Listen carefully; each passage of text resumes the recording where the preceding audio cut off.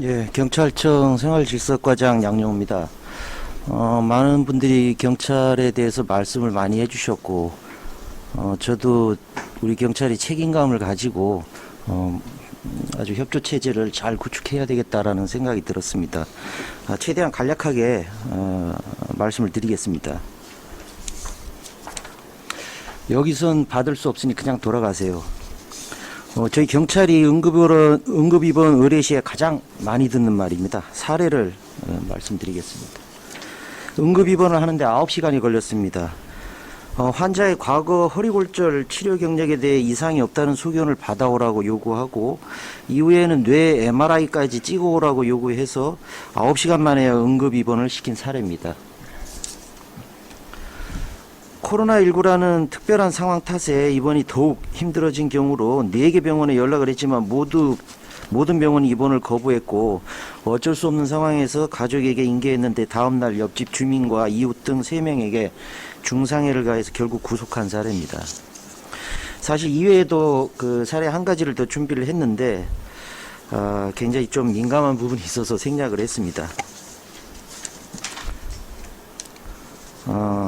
경찰은 그 응급구호 대상자에 대해서 경찰관 직무집행법에 따라서 정신질환자, 자살 시도자, 만취자 등 이제 보호 대상자에 대해서 보호 조치를 하고 있습니다. 2019년 112 신고 약 1,900만 건 중에 보호 조치 대상자 관련 신고는 약 130만 건, 6.8%에 해당하고, 이 중에 주치자 신고가 약 80%, 정신질환자는 6,708건, 0.5%, 자살 시도자는 9만여 건, 7% 정도 됩니다. 최근 5년간 전체 범죄는 10.5%포인트 감소했는데도 정신질환 범죄는 11.2%포인트 증가하였으며, 재범률에 있어서도 전체 범인 검거보다 높은 수준을 보이고 있습니다. 최근 강력범죄 사례는 생략하겠습니다. 고위험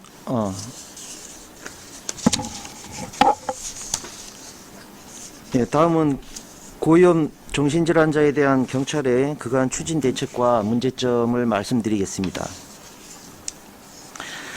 안인드 사건 이후에 고위험 정신질환자에 대한 조치 전반을 담은 정신질환 범죄 대응 및 치료 연계 강화 계획을 수립 시행을 하고 있고, 이에 따른 전국 현장의 업무 이행 실태에 대한 점검도 실시하고, 또 사이버 강좌도 개설해서 언제든지 온라인을 이용한 직무 교육이 되도록 하고 있습니다.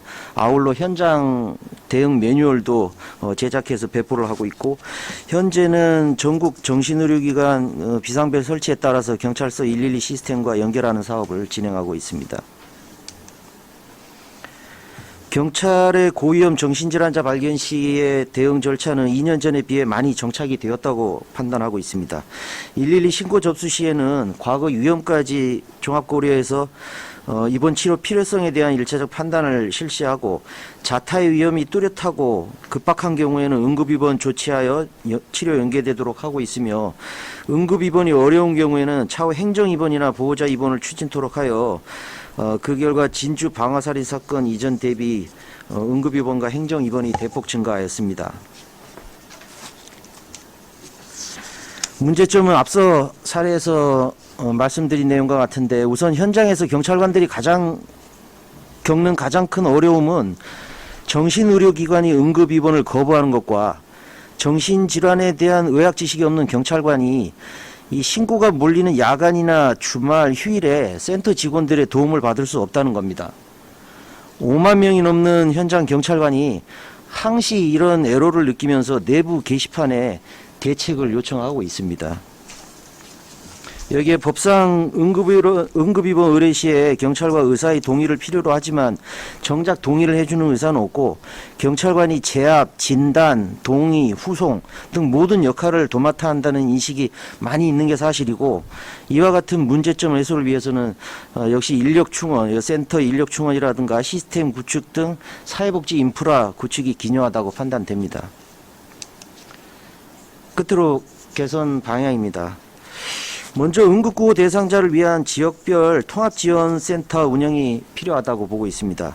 지자체, 의사, 경찰, 소방 등이 함께 근무하는 응급구호자 통합지원센터를 지역별로 운영하고, 응급구호가 필요한 정신질환자, 자살지도자 자살 기도자 만치자를 발견했을 때 통합지원센터에 먼저 인계해서 응급치료 등 초기 대응을 한 후에 이후 추가 치료나 보호가 필요하면 해당 기관, 의료기관 등으로 인계 조치하는 시스템 구축이 필요합니다.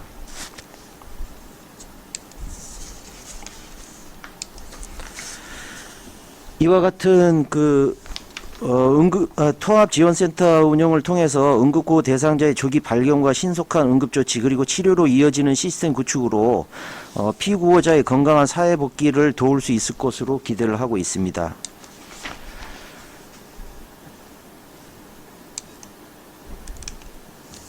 다음은 유관기관 간 협력이 기묘하다고 봅니다. 우선 지자체 중심의 정기적인 지역 정신응급 협의체의 실질적인 운영과 협력이 필요하고 각 지자체별로 내외상 복합진료가 가능한 정신응급 의료기관을 지정 운영하고 경찰과 센터 직원이 함께 응급 입원이 필요한 고위험 정신질환자로 판단하면 언제든지 입원이 가능하도록 지정 정신응급 의료기관의 전용 병상을 확보할 필요가 있습니다. 또한 현재 응급 입원이 안 된 경우에 행정 입원을 요청하고 있는데 약 30% 정도만 행정 입원이 되고 있습니다. 저희가 응급 입원은 거의 95% 9시간 10시간 헤매고 다른 도에까지 가가지고 입원을 시키고 있는데 그렇게 해서라도 어떻게든 95% 가까이는 응급 입원이 되고 있는데 행정 입원은 지금 약 30%밖에 안 되고 있습니다.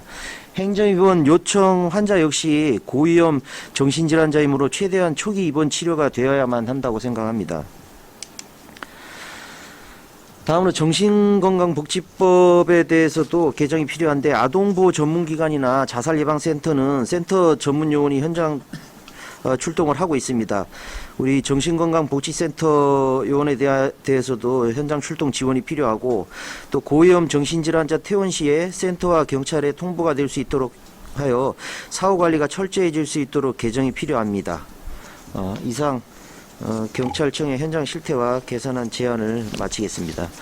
네, 아까 말씀해 주신 내용 중에 더 필요한 건 조금 이따가 다시. 네, 감사합니다.